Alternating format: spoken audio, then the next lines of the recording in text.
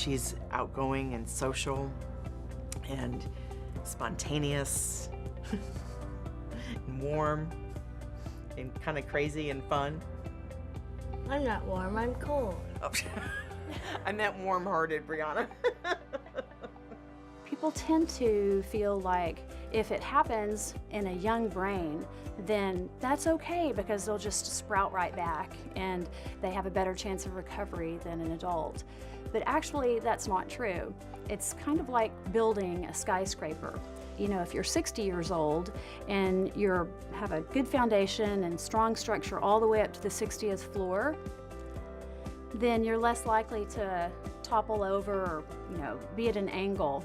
But if you are a one-year-old baby, perhaps that gets abused, then you could be missing piers and beams on the first floor.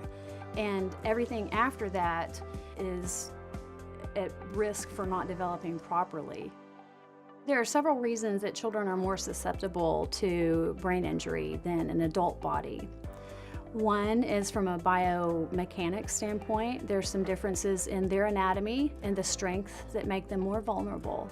Also, from a cellular level, adults have very well-developed mechanisms, but children that aren't there yet, if they have the same given injury, the magnitude of effect can be a lot worse. Lastly, from a developmental standpoint, you have adults that have long past reached their development and children who are still trying to aim at the target, be it the way they think, the way they balance, or how they can coordinate, and all of those can be thrown off in children. Having the brain injury, the things that it affects is just very complex.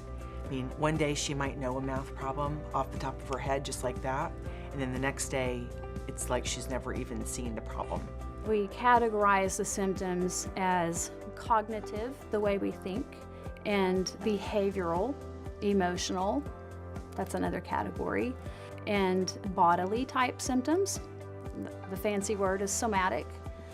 Vision, hearing, taste, smell, all of these things can be impaired from a brain injury.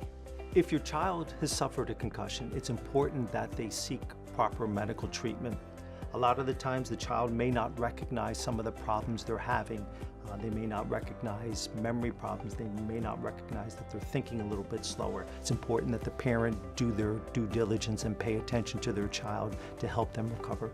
After an injury has happened, rehabilitation is attention to function.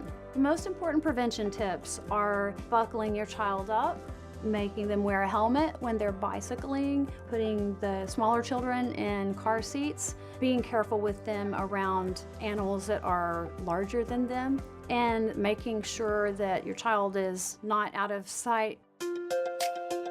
A huge myth is that if a child looks okay on the outside, they're okay. And that myth makes it really challenging for children that have a milder spectrum of acquired brain injury to get the resources that they need to succeed. You should have a multifaceted team of people working with that child. So you're focusing on their physical changes, their emotional and behavioral changes, and their cognitive changes. But they're not just going to be showing you these changes only in school or only at home. So you're going to need parents to monitor what's going on after school. The teachers all need to be involved, so they're monitoring how is that child doing in terms of education. There are several organizations out there that will help you. And we have the Office of Acquired Brain Injury, we have Cerebral Palsy Organization, Hydrocephalus Association. There's numerous organizations out there that are just eager to help kids like Brianna. Do your therapy and be strong.